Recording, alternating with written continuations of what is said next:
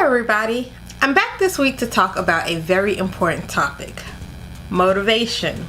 The thing that keeps us going when we are tired, our brains don't want to work anymore, but we know that we have to finish this novel. Everyone has their own tips and tricks to keep their motivation high and the ability to write going.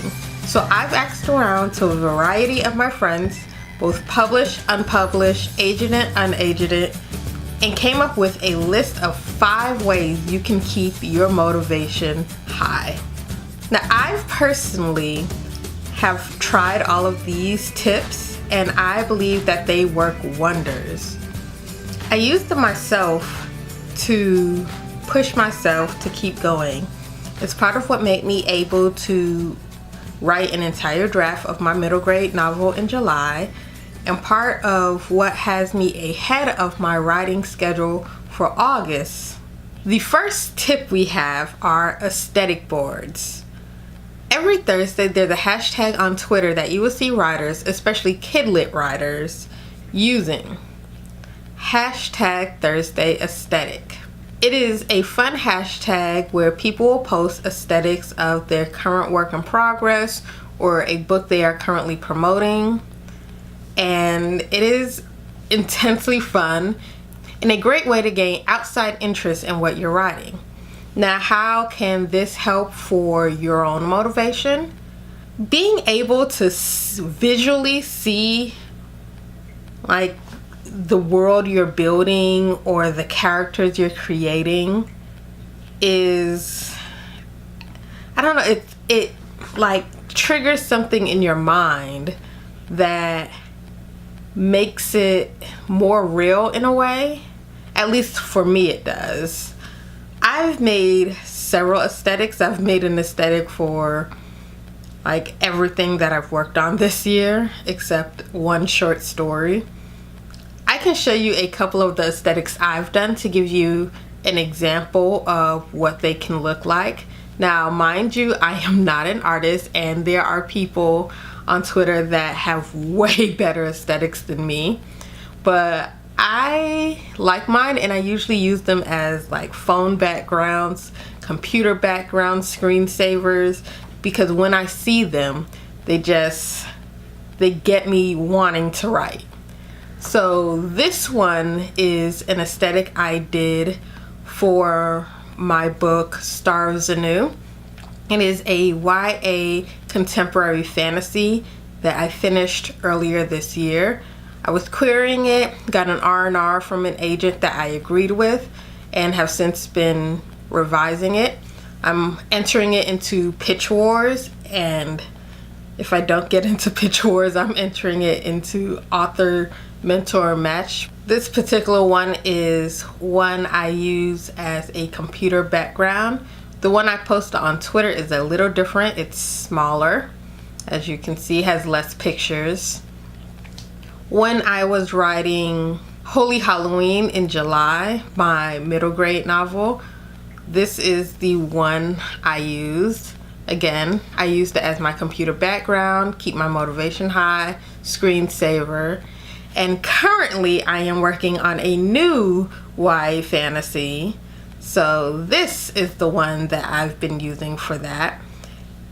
I made another one recently because every week for Thursday Aesthetics, some people do themes, and one week's was home. So I did my character's heart home. 2 websites I would suggest if you would like to make aesthetics are Be Funky and Canva. They both have a variety of grids that you can use. All of mine were made between those 2 websites. You can drop your own pictures in there. They have pictures. They're both great websites. Next tip I would say is playlists.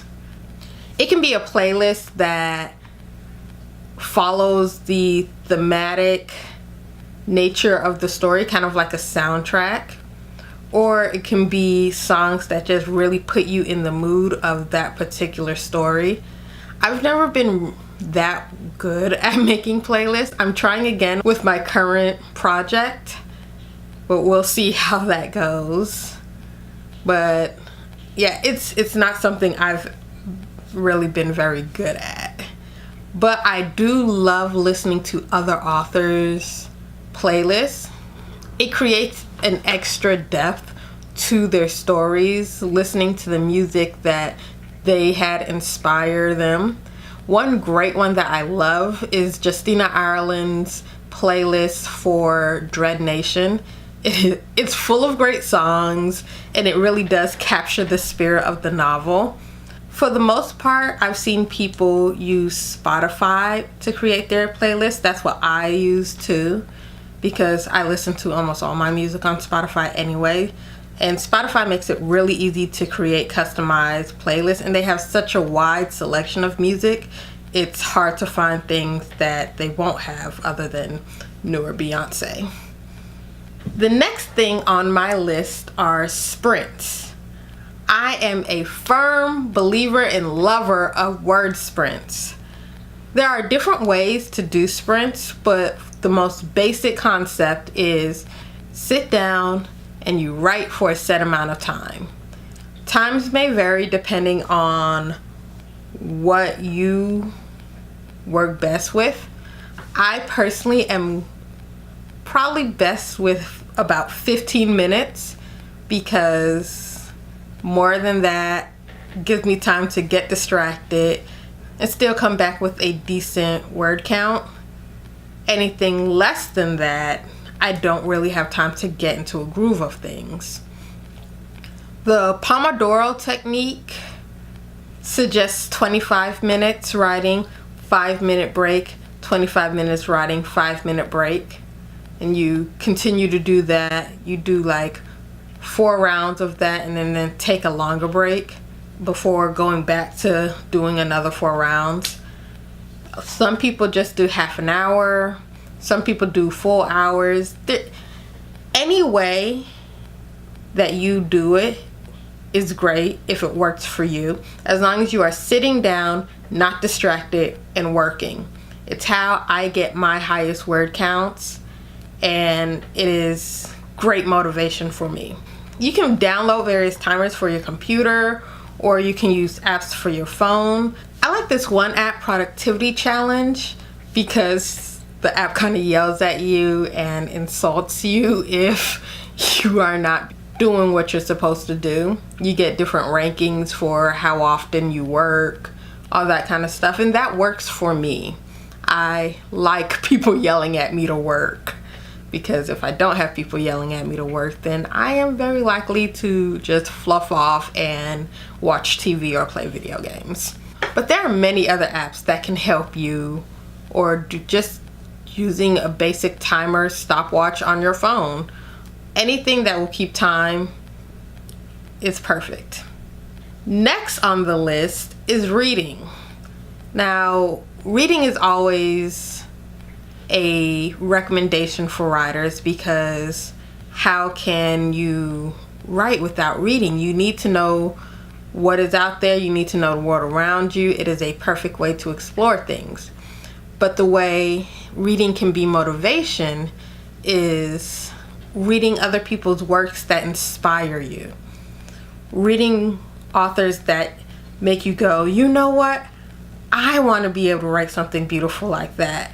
Or even, you know what? I can write something way better than this. Anything that inspires you is great motivation.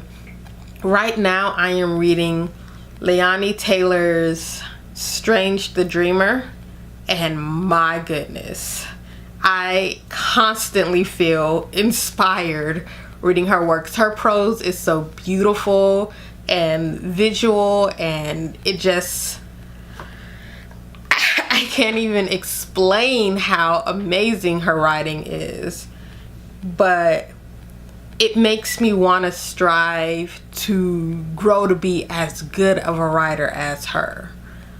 So that makes me want to sit down, write. The more I write, the better I'll be, the more I'll grow. Writing is like a muscle. You have to work it out. You have to use it in order to grow stronger.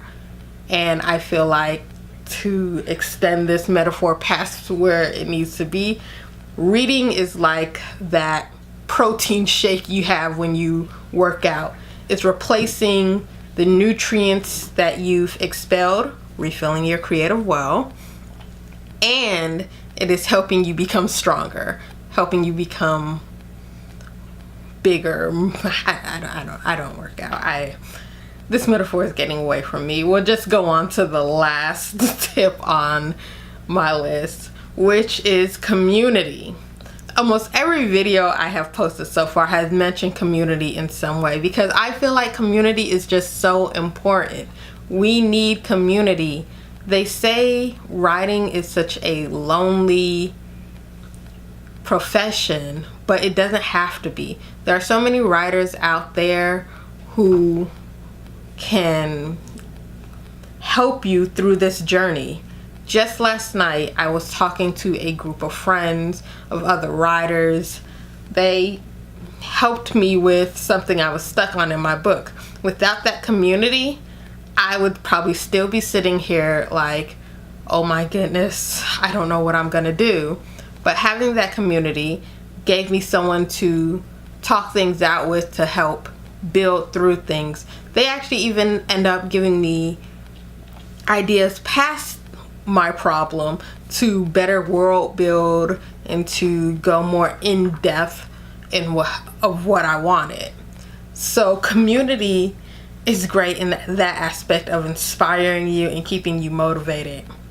Another great thing with community is it gives you those people that when you're ready to give up, they are there to help lift you back up and push you forward. There's often been times when I've stumbled and I just want to lay down, cry, and never pick up a metaphorical pen again.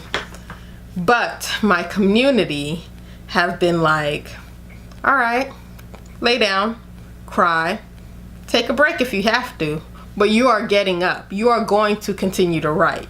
You have too much talent to give up. You love this too much to give up.